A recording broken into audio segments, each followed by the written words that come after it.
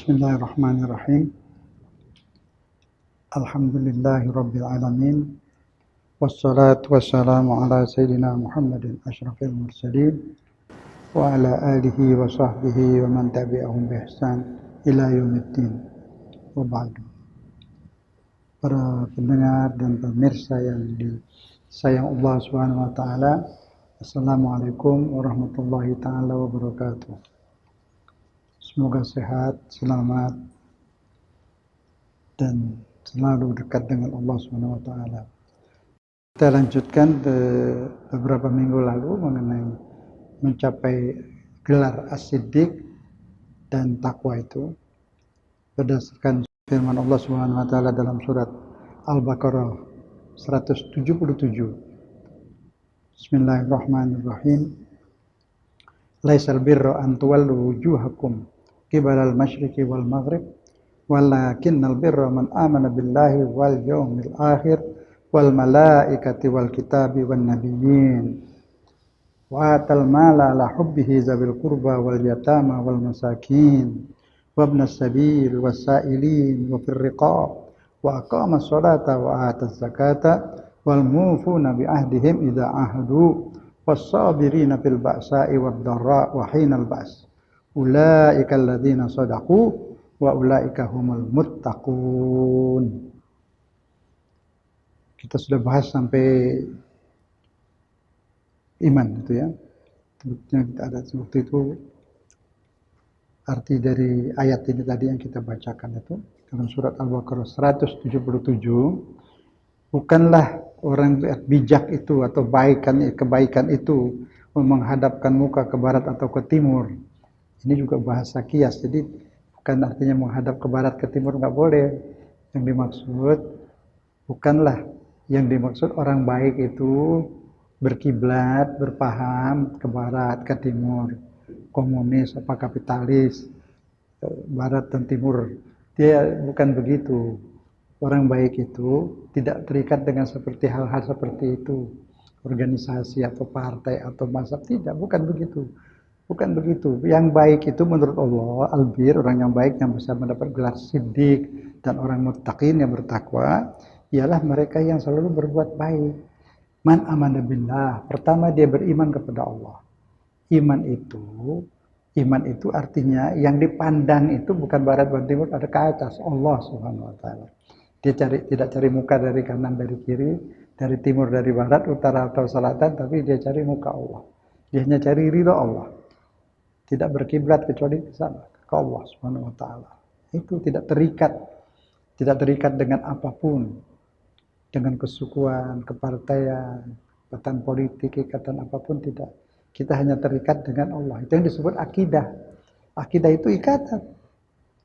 Akidah, akad sama, akad nikah. Perikatan. Nikah, ikatan. Akidah terikat hanya dengan Allah, terikat dengan peraturan Allah, terikat dengan hukum Allah. Jadi tidak mengikat diri di dalam satu kelompok, tidak mengikat diri di dalam satu mazhab, tidak mengikat diri di dalam satu partai atau apapun. Dia terikat hanya dengan Allah. Itu man amana billah, la syarqiyya wa la gharbiyya, tidak timur, tidak barat, tidak kanan, tidak kiri, tapi ke atas, ke Allah Subhanahu wa taala. Man amana billah itu beriman kepada Allah. Allah lah yang dijadikan rujukan, segalanya kembali kepada Allah, pada Al-Qur'an, kitabullah, wal yaumil akhir. Dan dia membina waktu, kita pernah sampaikan pada beberapa waktu lalu, bahwa waktu itu adalah modal.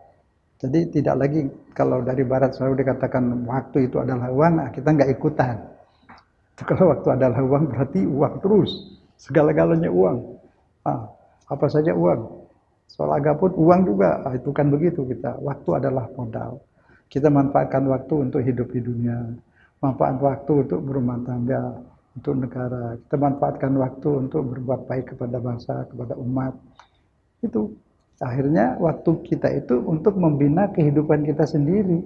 Kita hidup di dunia, entar di kuburan, kita bagaimana waktu ini kita manfaatkan untuk waktu kita di kuburan nanti. Bekal untuk di kuburan, bekal untuk masa depan di akhirat selamanya. Itu jadi bekal untuk hidup di dunia. Anak-anak sekarang sekolah, semua itu membina diri untuk bekal hidup. Ketika dia dewasa, ketika dia hidup, kita juga bekal hidup untuk hari tua, bekal hidup untuk di kuburan, di alam barzah, bekal hidup untuk di akhirat. Waktu itu kita manfaatkan untuk itu, tidak untuk yang lain. Wal asri innal insan lafi khusr, manusia itu rugi. Kecuali yang bisa menjadikan waktu sebagai modal untuk kehidupan dia sendiri. Seperti itu.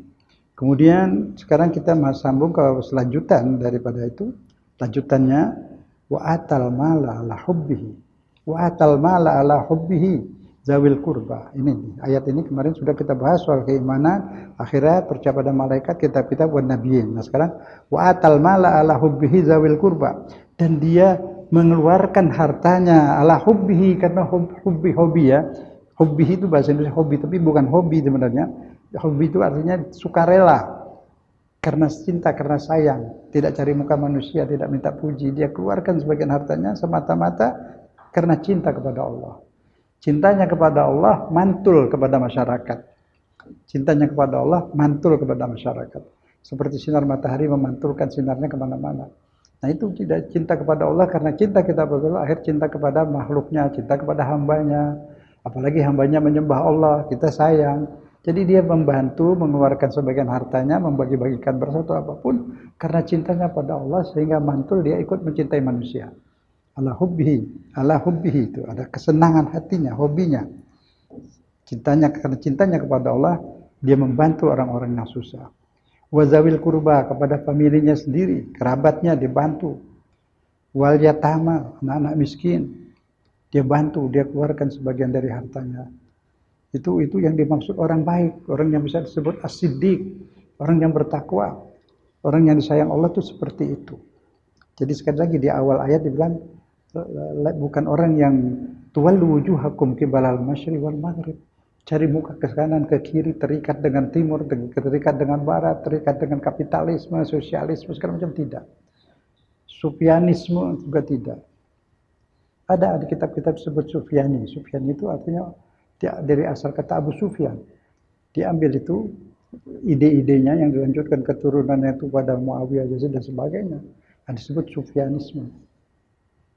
Orang yang menggunakan agama untuk kepentingan lain-lain. Menggunakan agama untuk kepentingan kedudukan, untuk kepentingan dunia dan sebagainya. Jadi tidak seperti itu. Qibalal masyriq wal maghrib. Tetapi orang yang baik itu adalah yang beriman pada Allah dan dia yakin akan ada hari akhirat. Nah, kalau dia yakin hari akhirat, berarti dia juga akan membina hidupnya untuk di akhirat. Dia akan memanfaatkan waktunya untuk masa depan dia di alam kubur, untuk masa depan dia di hari tua di dunia, di alam kubur dan di akhirat. Itu dengan senang hati dia mengeluarkan seperti itu. Wal yatama, dia juga bantu anak-anak orang miskin. Itu yatama itu anak-anak yatim, tidak mendapat kasih sayang dari ibu bapaknya sudah meninggal. Jadi perhatian kepada anak yatim itu bukan harta saja ya, harta ya lainnya, memberi kasih sayang, memberi perhatian. Maka itu Nabi ketika di masjid ada anak yatim diusap kepalanya. Itu kan sebenarnya usap bisa, itu simbol yang dimaksud memberi kasih sayang. Kalau orang banyak anak yatimnya ada 1 orang, 100 orang usap kepalanya kan kasihan. Jadi sunnah itu kita mesti pahami pakai akal rasional. Cuma sunnah Nabi ada anak yatim sapu kepalanya, tapi tidak memberi kasih sayang. Salah, itu simbol, maksudnya memberi perhatian, memberi kasih sayang. Kalau dia sekolah tanya rapotnya mana, lihat bagaimana bagus enggak sekolahnya, ada ganjalan apa, ada apa itu problem apa gitu. Itu memberi perhatian pada anak yatim. Makanya di surat itu ar-ra'aital ladzi yukadzibu biddin itu disebut kalau orang tidak memberi makan kepada orang miskin, tapi ketika anak yatim tidak peduli kepada anak yatim. Jadi peduli itu bukan makan, iya, memberi makannya gimana, pakaiannya gimana, sekolahnya gimana, dia punya kesulitan apa tidak. Yang dibutuhkan itu perhatian.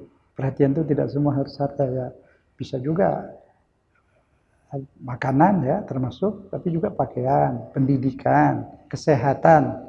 Jadi peduli pada anak yatim itu segalanya, kesehatannya, pendidikannya, kehidupannya semua. Maka di Quran disebut kepada anak yatim peduli, pada orang miskin memberi makan. Apa bedanya antara fakir dan miskin? Kadang disebut fakir, kadang miskin. Miskin itu yang pas-pasan. Pas-pasan, tidak ada kelebihannya. Dia butuh 5, dapatnya 5. kurang sedikit. Kalau fakir itu butuhnya 5, dapatnya di bawah 5, 4, 3 atau 2 atau 1 atau 0, itu fakir. Lebih susah daripada yang miskin. Dinamakan fakir kenapa? Butuh. Fakir itu butuh. Butuh apa ya? Dia butuh, kebutuhannya belum butuh mobil dia. Mau makan saja nggak dapat, itu namanya fakir. Dia selalu butuh. Orang-orang yang sangat membutuhkan. Jadi ada dua pengertian fakir. Fakir harta itu orang yang miskin. Fakir membutuhkan beras, membutuhkan makanan, itu dibantu. Tapi ada lagi fakir, dia punya uang banyak, rumah seperti istana, tapi dia fakir. Fakir hati. Hatinya masih merasa kurang. Kan fakir artinya kurang. Dia tidak kurang, tapi merasa kurang. Nah itu fakir. Fakir hati itu. Nah di Quran disebut nahnu fuqara ilallah. Kita ini fakir-fakir kepada Allah. Itu kadang-kadang dalam pergaulan banyak ustadz ulama menyebutkan dirinya al-fakir. Saya ini yang fakir. Maksudnya itu ke Allah, bukan kepada manusia. Ngomongnya kepada manusia, bicaranya dia. Tapi yang dia maksud dia fakir kepada Allah. Saya orang yang fakir, sangat membutuhkan kasih sayang Allah. Fakir kita, membutuhkan perhatian Allah, membutuhkan bimbingan Allah. Mungkin rumahnya bagus, punya sekali, dia fakir. Kita semua fakir kepada Allah, butuh pada Allah. Dari presiden, raja sampai ke bawah, sampai semuanya butuh kepada Allah. Yang paling kita butuhkan Allah Subhanahu wa taala. Butuh banget, sangat butuh. Maka itu kita sujud, menyembah. Karena semua kebutuhan kita dari Allah sama. Tidak ada makanan, minuman yang bukan bikinan Allah. Tidak ada. Kecuali whisky. Allah nggak bikin whisky, bikin buah. Manusia rubah jadi whisky. Allah nggak bikin corona. Misalnya ada kuman atau bakteri itu ada. Nggak ada masalah, dia tidak ngapa-ngapain. Tapi manusia yang membuat dia menjadi keadaan seperti ini. Semua. Jadi Allah tidak pernah menciptakan tentara yang merusak manusia. Jadi malah justru Allah menciptakan tentara membela badan kita. Itu yang disebut antibody. Ya, ada itu di badan, imun. Allah ciptakan sesuai dalam Al-Qur'an.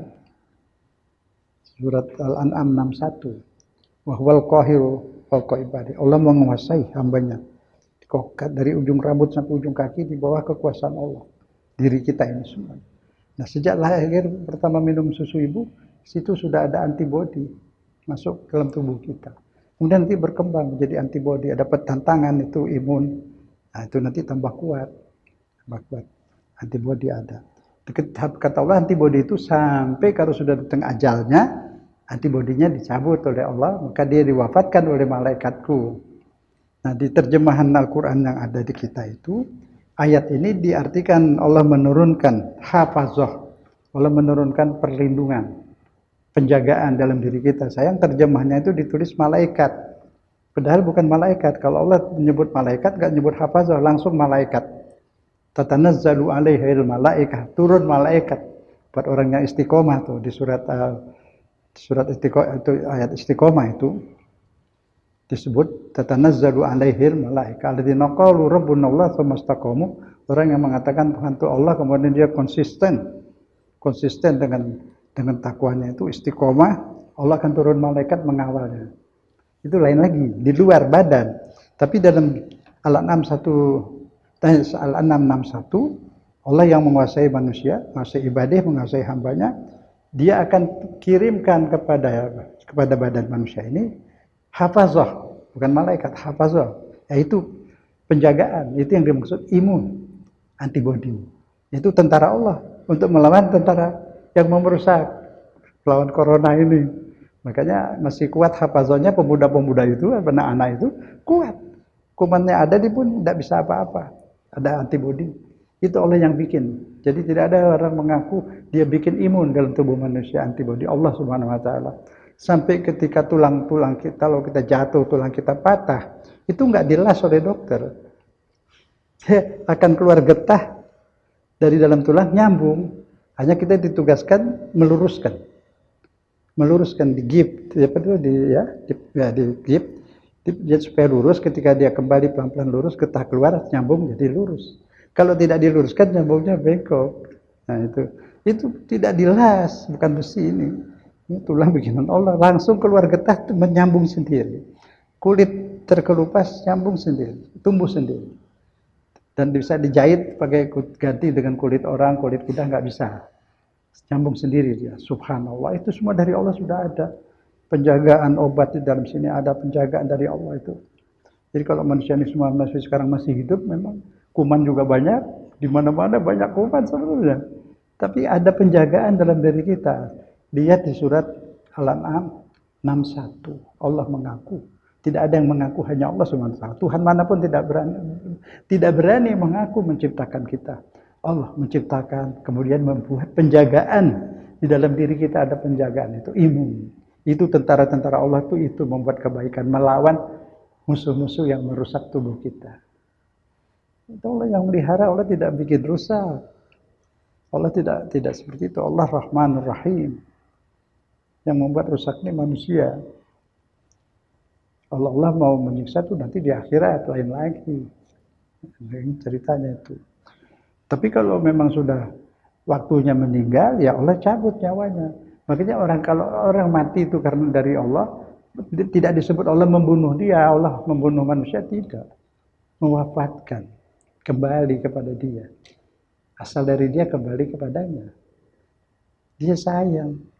Apalagi yang sembah sujud kepada Allah, disayang. Kan nanti di surat lain itu Allah berfirman, kalau orang itu sujud, baik, hidupnya itu tenang, tidak terlalu rakus kepada dunia, itu berjiwa mutmainnah, tidak punya kebencian, tidak punya dendam. Allah berfirman, Allah meninggal itu disambut baik oleh Allah.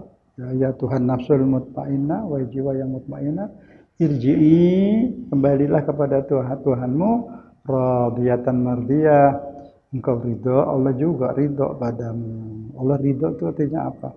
Sholat kita yang kurang rapi, Allah terima. Puasa kita yang kurang baik, juga diterima. Kesalahan kita dimaafkan, diampuni, mardiyah, diridhoi Allah, selesai. Terus gimana kalau sudah diridhoi Allah? Fadkhuli fi ibadi, kumpul bersama hamba-hamba kesayanganku. Waktu kita meninggal disambut sama Allah, disambut dengan senyumnya, dengan bahasanya yang indah, yang penuh kasih. Sini, kembali kepadaku sini. Kumpul bersama hamba-hamba yang kusayangi sana. Kumpul. Wadkhuli jannati, dan masuklah dalam surgaku. Di ayat lain Allah tidak menyebut masuk dalam surgaku. Masuk ke surga Jannatun Naim, surga Firdaus, surga ini, surga itu banyak.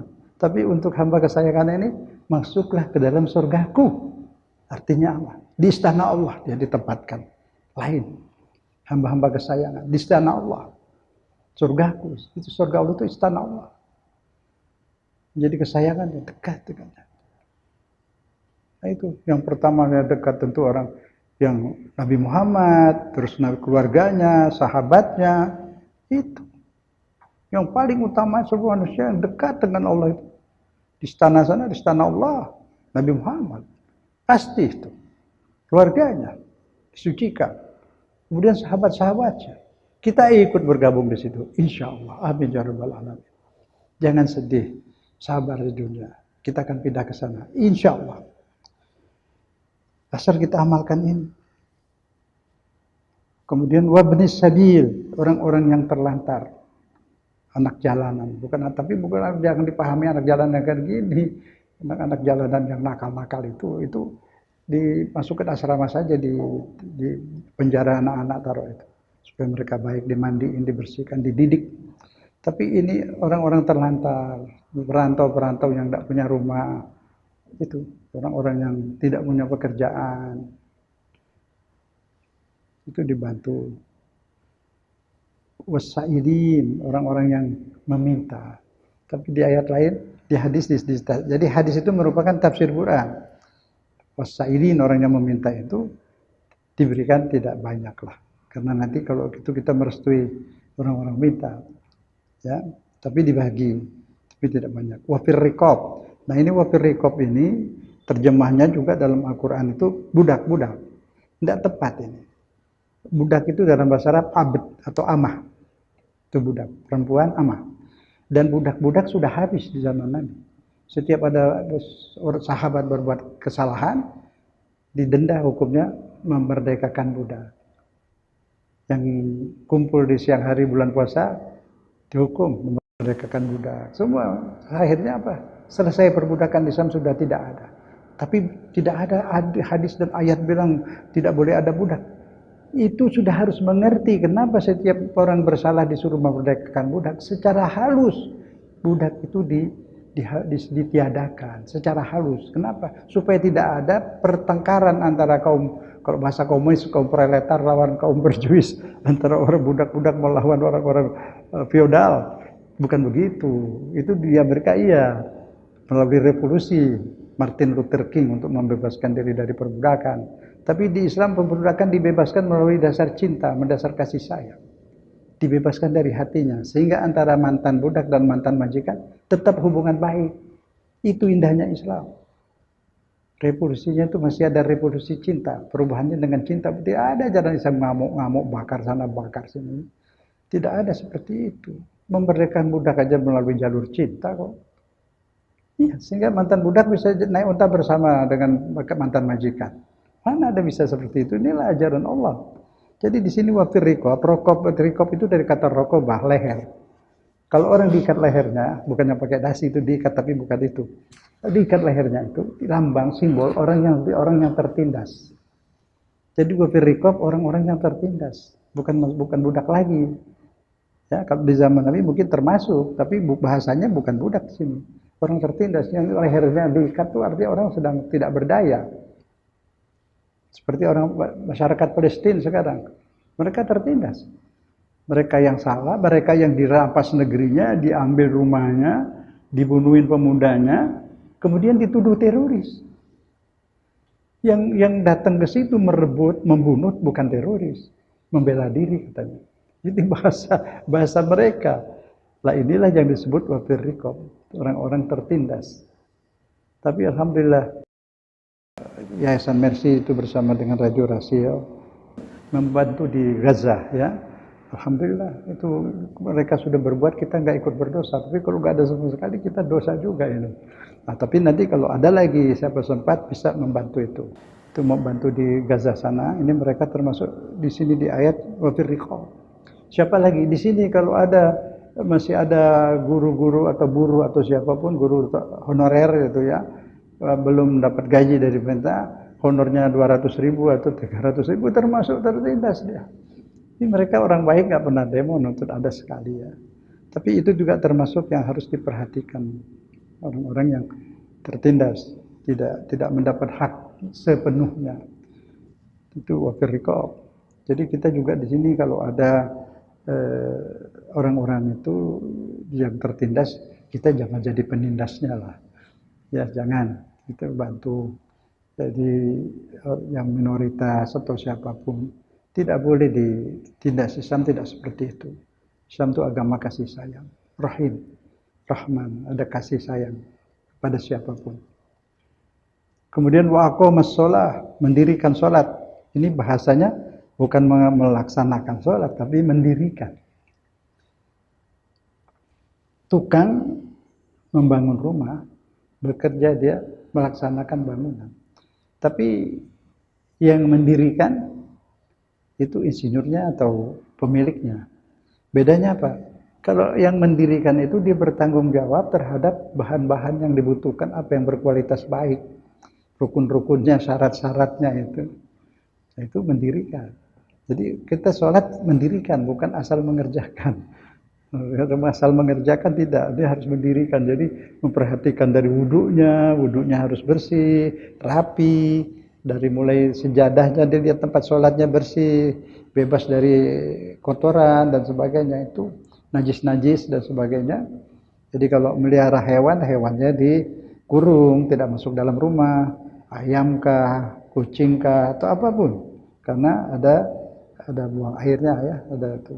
Jadi harus dijaga kebersihan karena rumah itu harus bersih, suci, bebas dari segala bau-bau yang tidak baik. Itu malaikat tidak masuk. Ya. Terus kita juga sholat tidak boleh ada najis, harus bersih, tidak boleh ada bau-bau yang menyengat, yang tidak baik. Itu sangat di setan boleh senang, tapi malaikat tidak suka. Malaikat senang yang harum-harum. Bunga melati, bunga mawar, boleh pasang di rumah itu. Harum-harum. Yang baik selalu senang yang harum. Kalau lalat tidak. Lalat senang yang amis-amis ya. Najis-najis itu. Maka dari itu, malaikat juga makhluk-makhluk yang soleh itu semua senang yang harum, yang bersih, yang indah. Setan-setan itu senang yang jin nakal juga senang itu, senang apa itu? Apa itu? Madat, bau-bau asap rokok, itu seperti itulah. Azanallahu min dzalik. Jadi di sini kita wa aqamas shalah dan mendirikan salat. Kemudian wa ataz zakat, dia ini wa ata ya, mengantarkan zakat. Jadi tidak yang butuh datang. Sebelum dia mengemis, didatangkan. Jemput bola. Jadi yang memberi itu mengantarkan zakat, mengantarkan sedekah. Itu bahasanya Al-Quran itu indah. Dari sini udah kelihatan. Ya, tidak nunggu dia datang terus antri-antri gitu. Kecuali darurat seperti sekarang, bisa diberikan, taruh di satu tempat, mungkin pakai kuponnya kasih taruh di kotak, kemudian datang ambil sendiri lah, letakkan di situ, ambil sendiri, dia tunjukkan saja kuponnya, jadi jaraknya jauh. Ya bisa juga seperti itu. Tapi ada yang antarkan ke rumah-rumah, di tempat lain ada juga kalau memang bisa seperti itu. Wa'ata ya, mengantarkan. Jadi tidak boleh itu antri itu, memberi sedekah zakat menyusahkan itu tidak boleh. Harus cari jalan bagaimana tidak desak-desakan, tidak antri. Itu nanti batal sedekahnya itu. Kecuali kampanye ya. Tapi kalau memang bukan kampanye, lillahi ta'ala ala hubbihi, karena cinta, karena sayang kepada orang, ya, ingat kepada Allah, itu tentu memberinya dengan sopan santun ya. Karena manusia itu semua punya harga diri. Semua orang punya harga diri, ingin dihormati. Tambah dia susah, tambah ingin dihormati. Tapi orang-orang yang kaya besar itu kan sudah banyak orang menghormati, kita menghormati sudah sampai juga buang garam ke laut lah. Dia sudah senang dihormati, sudah banyak yang menghormatinya. Kita hormati juga lah. Tapi beda dengan orang-orang yang seperti itu. Jarang kali orang beri perhatian, jarang sekali orang menghargai. Itu kita usahakan sesantun mungkin, sesopan mungkin. Karena dia sudah kenyang lah disinggung perasaannya. Nah, kita harus lebih banyak hormat kepada mereka, penuh kasih sayang. Dan mereka hamba Allah, Allah sayang mereka. Kalau mereka sujud pada Allah, tentu dia manusia yang sangat mahal, sangat disayang oleh Allah.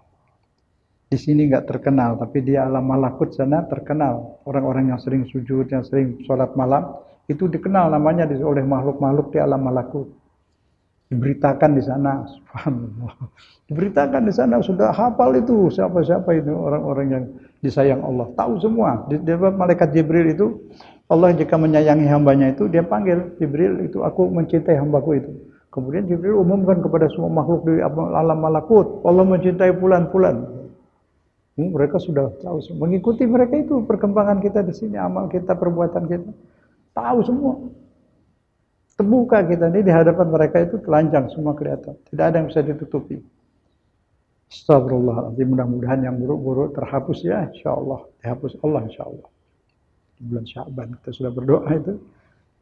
Kita dihapus, ditipeklah rekaman-rekaman yang tidak baik. InsyaAllah yang baik-baik itulah yang diterima Allah. Wal mufu nabi ahdihim, mereka yang selalu menepati janji. Selalu menepati janji. Ini banyak ayat-ayat gini, innamal mu'minun itu di surat Al-Mu'minun, orang-orang yang mu'minun itu ciri-cirinya di antara lain selalu menepati janjinya bila berjanji. Sebaliknya di hadis disebut orang yang munafik itu dua loh ya. Ada munafik i'tiqad, munafik keyakinan, ada munafik amal. Itu beda. Munafik keyakinan itu sebenarnya kafir. Itu banyak penduduk Mekah itu ketika mereka mengaku. Tidak, ayat-ayatnya banyaklah itu tentang munafik di beberapa orang yang pura-pura menjadi sahabat. Jadi kalau sahabat Nabi semua baik ya jelas, tapi kan yang mana sahabat beneran, mana yang pura-pura itu kan mesti diketahui. Nah, yang pura-pura menjadi sahabat itu banyak. Banyak yang meninggalkan peperangan, meninggalkan Nabi, itu dikurung dari surat At-Taubah banyak itu. Tapi bukan kita mencela sahabat. Allah menjelaskan orang yang pura-pura menjadi sahabat. Kadang-kadang ikut perang mau merusak, memecah belah, munafik memecah belah barisan umat Islam. Seperti di perang Uhud itu, ditinggalkan Nabi sendirian di atas. Itu banyaklah di Quran itu. Orang-orang yang pura-pura menjadi sahabat itu banyak jumlahnya. Disebut dalam surat Al-Munafikun, dalam surat At-Taubah. Penuh itu. Dari ayat 80 sampai 100 berapa puluh itu tentang cerita orang-orang yang menyusup di dalam Islam. Ada yang orang Quraisy, ada yang orang Arab, ada dari Ansor sedikit, ada dari Yahudi juga ada. Dari Yahudi ada Abdullah bin Ubay dan sebagainya itu. Ya. Jadi yang disebut Abdullah bin Ubay dalam sejarah itu Yahudi. Itu dia banyak lagi. Kalau Ka'bil Ahbar itu juga ada sahabat, tapi ya begitulah. Dia sering membawa ajaran dari kitab Aurat. Ada disebut itu murid-murid yang orang bacain di bab atau berjanji itu. An Ka'bil Ahbar, mengambil hadis dari Ka'bil Ahbar. Tapi isinya memang hadisnya juga tidak masuk akal. Kata ada umat datang dengan dosanya beberapa gunung, tapi hanya mengucap La ilaha illallah masuk surga. Ya ini kalau dibaca orang-orang sekarang ya sudah, aku sudah mengucap La ilaha illallah, dosaku berapa gunung pun, ini aku baru sedikit kok. Ah itu bahaya itu. Auzubillah. Itu disebut di situ dari kitab Taurat diambil dari Ka'bil Ahbar Yahudi. Nah ini yang akhirnya memecah belah umat ini dia Ka'bil Ahbar. Dia menjadi penasehat Muawiyah akhirnya itu. Ka'bil Ahbar itu. Akhirnya dipecah belah umat. Ya sudah. Jadi munafik i'tiqad itu yang mesti kita bisa bedakan. Munafik keyakinan itu yang kafir. Kalau munafik amali tidak kafir. Itu ada hadis kalau bicara dusta, kalau berjanji tidak menepati, kalau dititip amanat dikhianati, itu munafik amal, munafik perbuatan, tidak kafir, tapi berdosa, dosa banget gitu. Dosanya besar. Tapi mesti bisa bedakan, ya. Itu di situ. Tapi walaupun demikian Al-Qur'an itu menyebut berapa penyusup-penyusup ya, itu banyak sekali dalam surat Al-Munafikun, dalam surat Al-Baqarah juga ada, surat At-Taubah itu banyak. Jadi kita bukan menyalahkan sahabat. Kalau sahabat pasti baik, ya benar. Orang-orang yang pura-pura menjadi sahabat, itu yang munafik keyakinan. Dari perang itu lari nanti, bersembunyi. Giliran ada harta paling dulu. Itu dia ciri-ciri menyusup pura-pura jadi sahabat ya. Nah, itu dia. Kita lanjut. Menepati janji ya.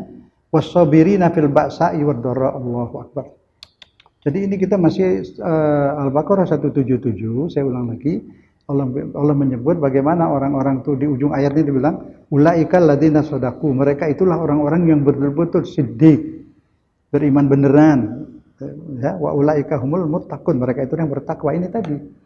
Yang tidak terikat dengan timur atau barat, tidak kapitalis, tidak komunis, tidak sosialis, tidak ini itu, tidak terikat dengan apapun. Terikat hanya ke atas dengan Allah, terikat dengan Al-Quran. Kalau pendapat ulama bertentangan dengan Quran, ikut ulama tetap atau ikut Quran? Ikut Quran itu. Jadi kalau udah terikat enggak, dia paksa, dia udah sudah fanatik dengan mazhabnya. Walaupun ada satu masalah, mungkin semuanya baik, ada satu masalah bertentangan dengan Quran, dipaksa Qurannya disesuaikan dengan pendapat mazhabnya. Quran dikalahkan, dipelintir tafsirnya supaya membenarkan mazhabnya. Ini yang bahaya. Harusnya itu mazhab pendapat ulama kita ikuti kalau sesuai dengan Al-Quran dan As-Sunnah. Begitu. Jelas ya? Tidak fanatik ya. Jadi kalau fanatik ke Quran bolehlah. Mati hidupku ikut Quran sudah, itu boleh. Ya, benar itu. Nusuki wa mahyaya wa mati lillah. Allah. Hidupku matiku mengikuti Allah. Nah, Allah punya kitab Al-Quran ini. Yang mukjizat ini. Cium. Mukjizat Al-Quran ini. Mukjizat Nabi Musa wafat bersama wafatnya Nabi Musa. Mukjizat Nabi Isa wafat bersama wafatnya Nabi Isa. Mukjizat Nabi Muhammad ada terus bersama kita. Ini Al-Quran. Mukjizat ini. Ya. Berkah. Tuh. Ada nur, cahaya di sini. Luar biasa ini ayat-ayat. Cintai Al-Quran, cintai Al-Quran. Oh ini Ustadz salinan. Iya memang. Kalau Qurannya aja turun gunung, gunungnya meledak bagaimana kok. Nabi aja menerima wahyu sampai keluar keringat. Ini salinannya, tapi salinan apa? Salinan Al-Quran.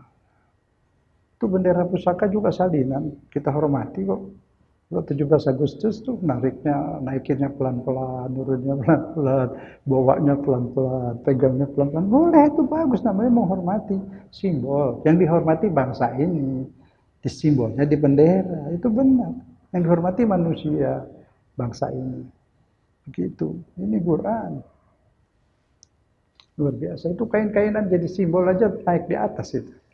Nah, ini juga memang kertas, tapi isinya apa? Al-Quran. Gitu, kitab suci. Pegangnya, ya katanya jangan pegang kecuali yang suci. Ada yang bilang yang dilarang itu yang di Lauhul Mahfuz. Yang di Lauhul Mahfuz tidak bisa dipegang, masa dilarang? Larangan itu yang bisa dilanggar. Kalau nggak bisa dilanggar, tidak dilarang. Tidak dilarang ngecat es boleh, siapa mau ngecat es boleh. Tapi kan nggak bisa. Itu. Ya, dilarang itu bisa dilanggar. Ya ini Quran ini. Jangan pegang kecuali lagi suci. Kan gitu. Ya. Bismillahirrahmanirrahim. Kecuali darurat. Kemudian wassabirin. Wassabirin. Orang yang sabar. Sabar itu apa itu? Tegar. Sabar dua. Sabar sedang susah. Ridho sampai berusaha mengatasi. Sabar sedang kaya, sedang berkuasa, sabar. Sedang berkuasa jangan diktator, jangan sombong, gitu loh. Sedang kaya jangan buang-buang harta gak karuan. Dari Allah itu. Jadi artinya sabar itu tidak merasa sempit walaupun di lubang jarum, tidak merasa lapang walaupun di pintu gerbang. Ya, jadi kaya, jadi pejabat, sabar, tidak sombong, tidak lupa daratan. Sabar seperti biasa, tenang, ini akan berakhir, hanya sebentar. Naik panggung, tutup bayar habis, sadar seperti itu. Itu lebih susah daripada sabar yang miskin. Orang sakit disuruh sabar. Ya emang sudah nggak sabar mau ngapain, mau udah sakit. Nah itu suruh sabar yang lagi sehat. Jangan buang-buang tenaga tak karuan. Manfaatkan buat modal hari depan. Manfaatkan waktu sehat, waktu muda. Manfaatkan selagi menjabat. Cari pahala banyak-banyak ngurusin rakyat. Itu sabar. Benar. Sabar. Jalan pelan-pelan. Mobil suruh jalan pelan-pelan di jalan yang rusak. Ya nggak bisa cepet, emang udah rusak. Ya sabar itu yang di tol itu jalan ngebut. Itu banyak kecelakaan tuh kan di tol, di jalan licin. Di jalan rusak mana ada kecelakaan. Apalagi macet nggak ada kan. Ya, suruh sabar yang sedang jalan di tol. Nah di tempat macet sabar menahan kelambatan. Terus jadi sabar itu banyak. Sabar dalam ibadah. Bangun malam ngantuk sabar. Sholat beberapa rakaat. Dan capek tidak sabar. Itu jadi sabar ini luas, tegar, sabar, ya, as-sabirin, sabar, ridho, mana lebih tinggi? Ridho, ridho itu yang sabar tanpa keluh kesah, itu ridho, lebih tinggi dari sabar. Sabar itu memang pahit, pahit waktu kita bersabar, tapi menjadi manis hasil dari kesabaran. Itu. Yang belajar capek, sabar. Capek, sabar. Pahit. Tapi nanti kalau sudah lulus, manis. Sabar, berjadi bertakwa di dunia. Sabar. Nggak boleh ini iya, nggak boleh itu iya. Gunakan kebaikan, beramal soleh. Punya rezeki bagi orang. Sabar juga, taat. Kenapa? Manis nanti di akhirat. Hasil daripada sabar itu. Maka di Quran dibilang atas kesabaranmu masuk surga itu. Allah hargai itu kesabaran. Jadi sabar itu luas, banyak. Sabar ketika kaya, tidak poya-poya, nggak karuan, sedekahkan hartanya. Sabar menjadi pejabat, tidak galak. Kan gitu. Sabar menghadapi itu gangguan-gangguan di rumah, saling sabar. Nah, itu. Sabar luas. Sabar ketika uang banyak ya, tadi sabar ketika uang sedikit. Jadi kesimpulannya yang mudah dipahami, tidak merasa sempit walaupun di lubang jarum. Tidak dirasain derita itu walaupun lagi susah. Ya, tidak merasa lapang walaupun di pintu gerbang. Nah, tidak lupa diri walaupun sedang kaya, sedang berkuasa. Sabar. Nah, kemudian sabar dengan ridho. Ridho itu sabar yang tanpa keluh kesah. Ridho, ya sudah ridho. Jadi memang sudah begini di dunia ini tempat ujian. Sekali-sekali aku harus merasakan derita. Sekali-sekali mungkin ada sakit. Semua aku siap menghadapi hidup di dunia ini dengan segala apa adanya. Siap, tidak sombong kalau ada rezeki banyak. Tidak sombong ketika dapat jabatan. Tidak sedih ketika susah. Tidak mengeluh kesah ketika sakit. Ini ujian di dunia seperti ini. Tapi kan nggak ada orang ujian selamanya. Ujian itu sebentar. Nanti hasil ujiannya itu abadi di akhirat, insya Allah.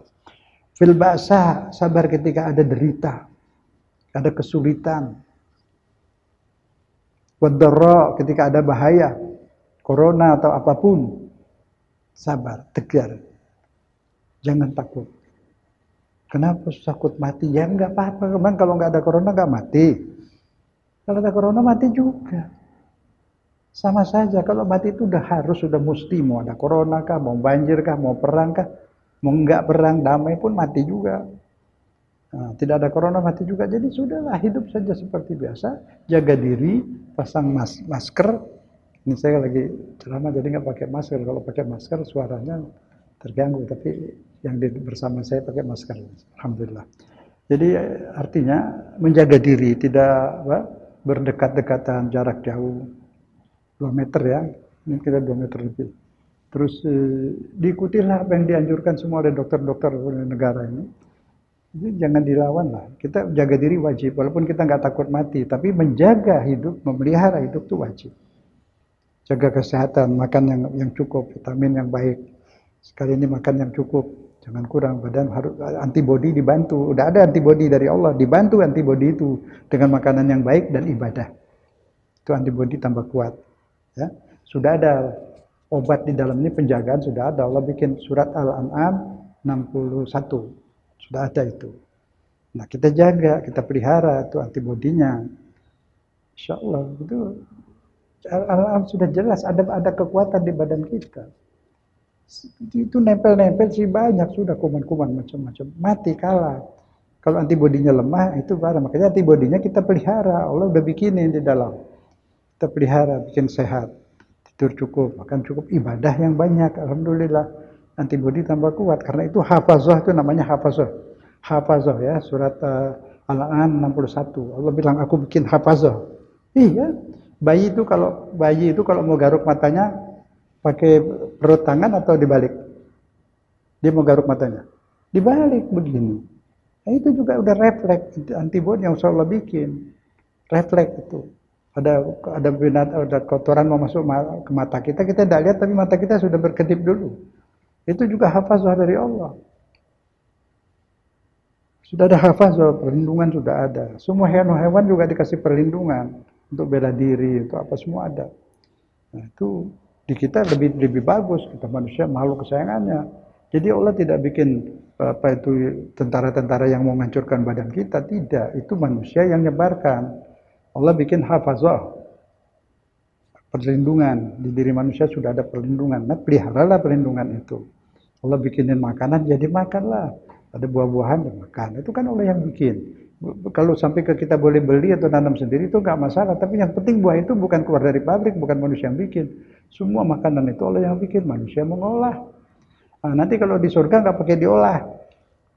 Mau apa? Mau ketupat ya sudah. Jadi ada ketupat.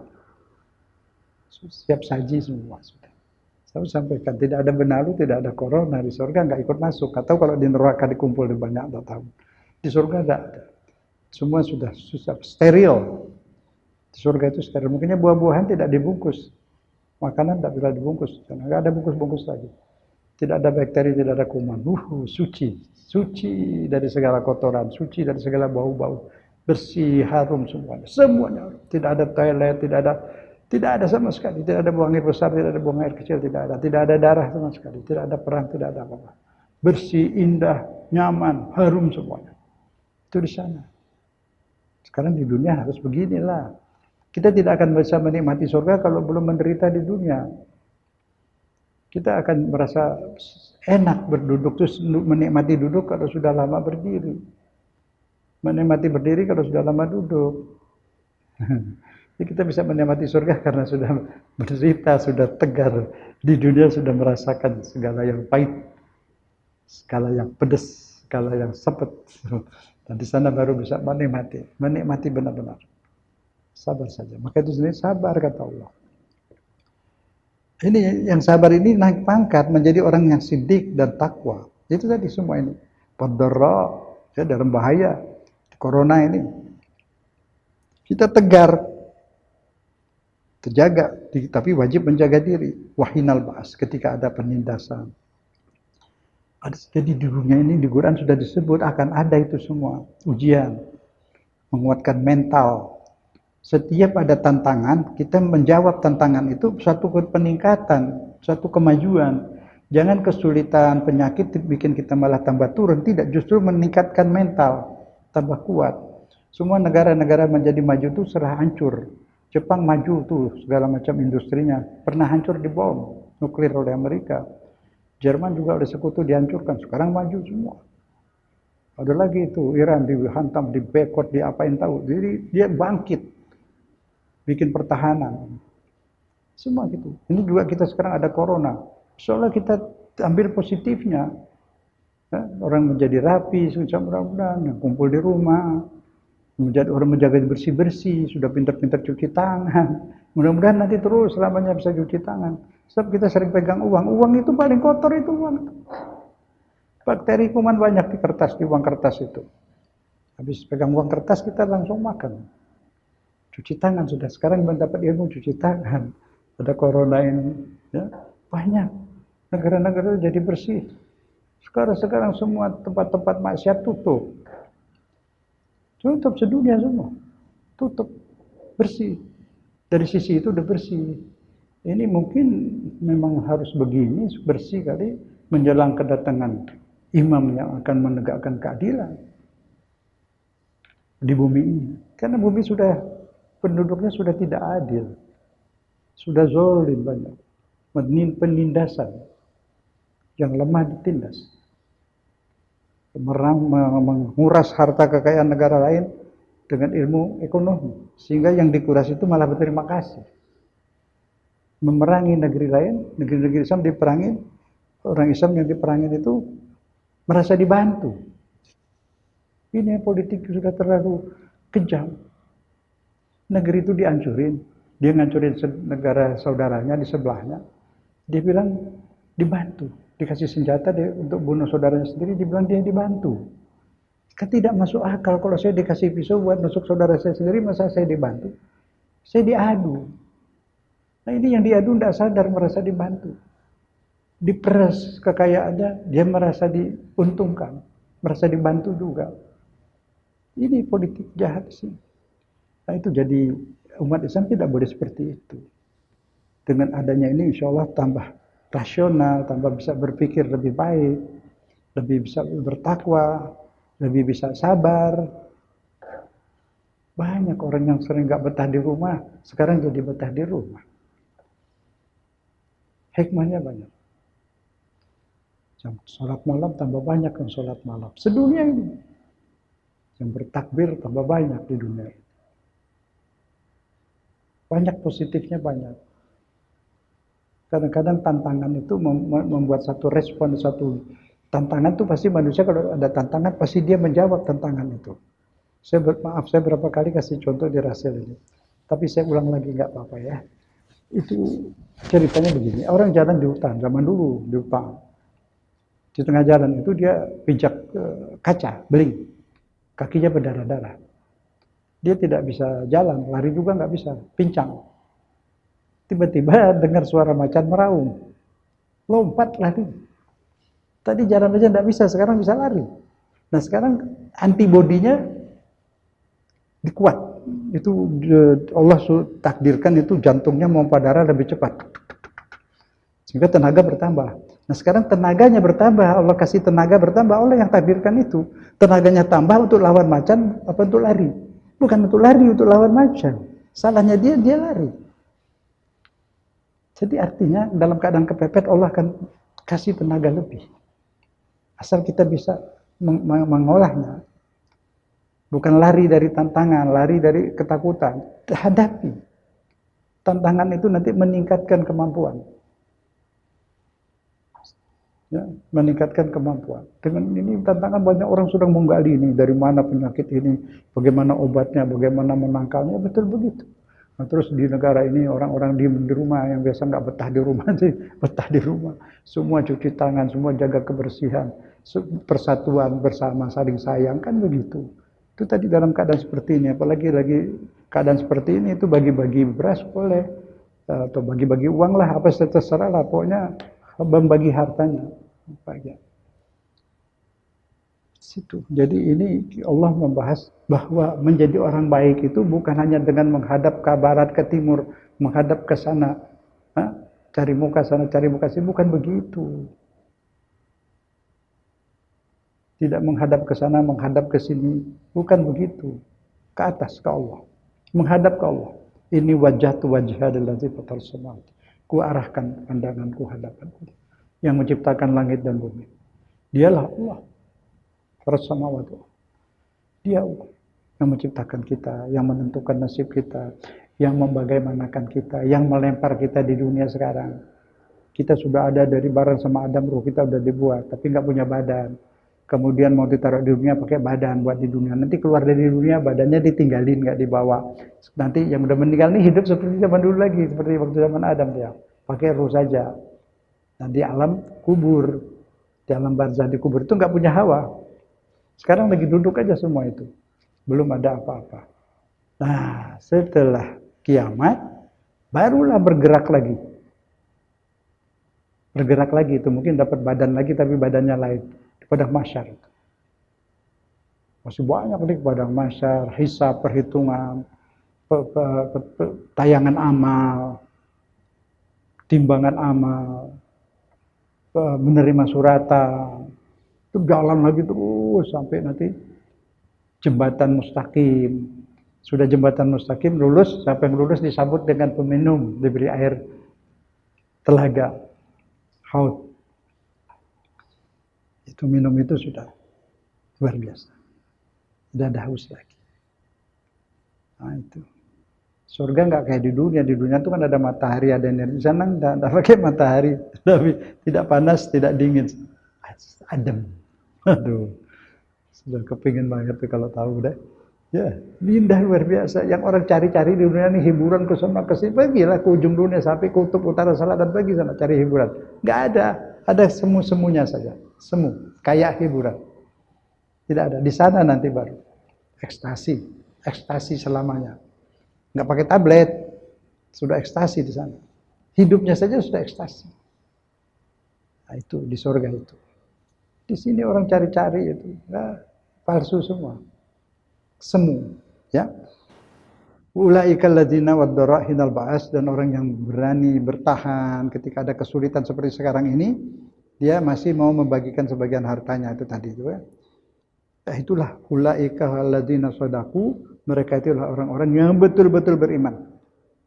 Sudah disebut siddiq, orang yang betul-betul beriman, dan mereka wa ulaika humul muttaqun, dan mereka lah orang yang bertakwa.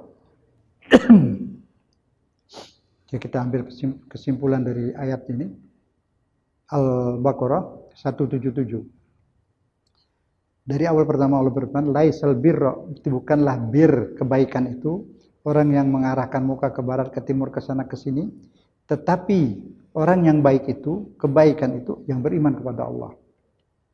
Iman akan ada hari di akhirat. Iman adanya malaikat. Iman adanya kitab-kitab. Kitab-kitab itu Taurat, Injil, Zabur, Furqan ya. Begini. Sudah saya sampaikan tapi enggak apa diulang. Pertama yang kita tahu, kitab banyak diantaranya yang kita imani, yang wajib ya, Taurat itu turun di Atin, di kebun tin. Kebun tin. Zaitun, di kebun zaitun di Palestina itu turunnya Injil. Wahadzal baladil amin di ayatnya tersebut, dan ini kota Mekah yang aman, turunnya Al-Quran. Jadi agama ini satu kesatuan. Tapi turunnya berdasarkan kondisi waktu itu. Kondisi pada zaman Nabi Musa, belum ada transport, belum ada globalisasi.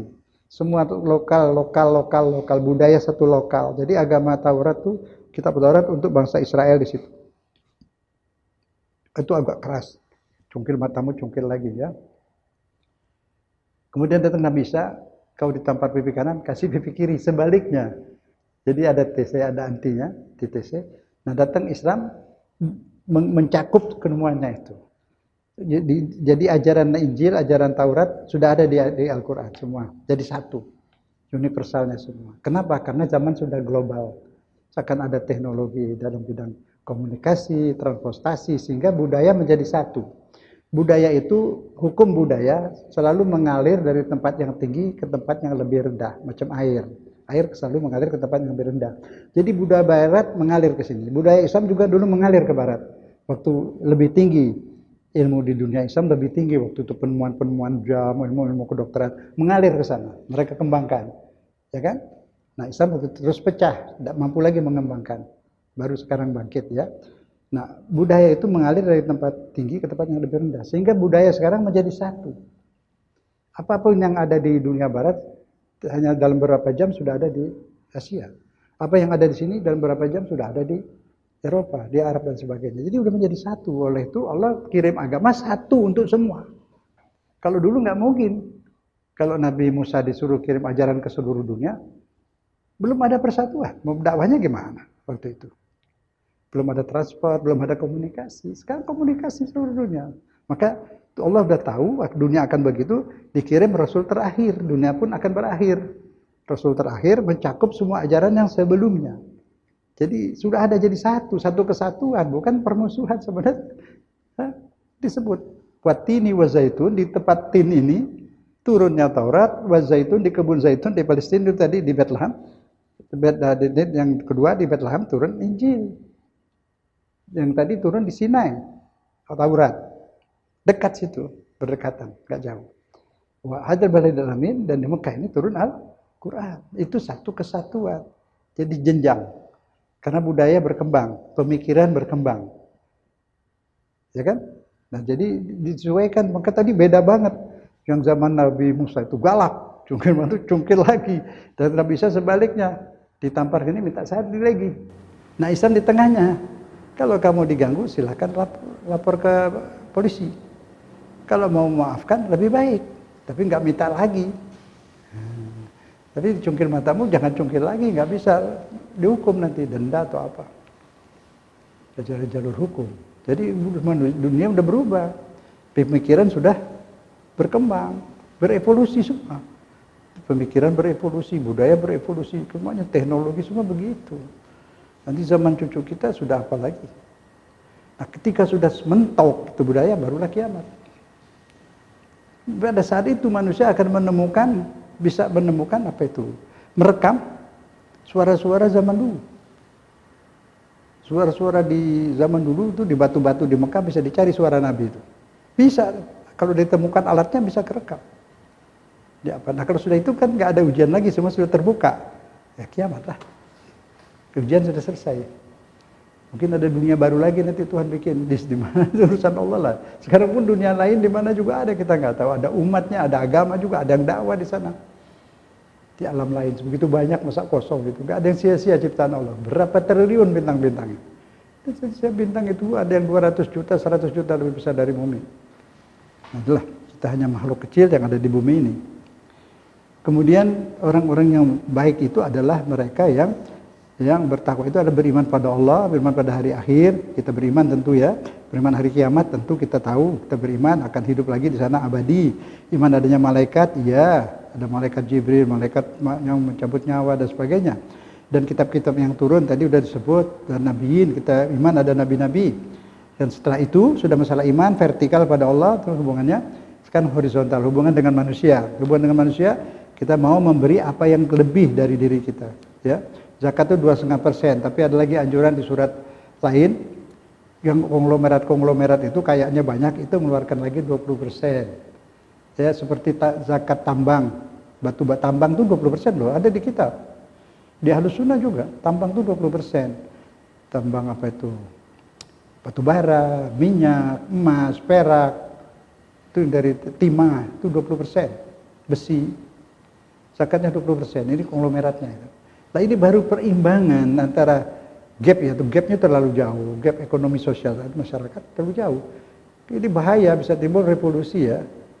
Jadi harus didekatkan. Jadi harus mau memberikan itu, menghilangkan kecemburuan sosial ya. Sebab itu kalau jangan sampai terjadi ya, kalau mereka lapar itu akan bawa mobil bertruk-truk nyerang sana nyerang sini, itu kan juga tidak baik. Tapi kita memberinya bukan karena itu, lillahi ta'ala. Tapi itu kan untuk menjalin persatuan dan kesatuan. Jadi kalau mau bikin jalan persatuan, kesatuan, tidak cukup hanya dengan senjata.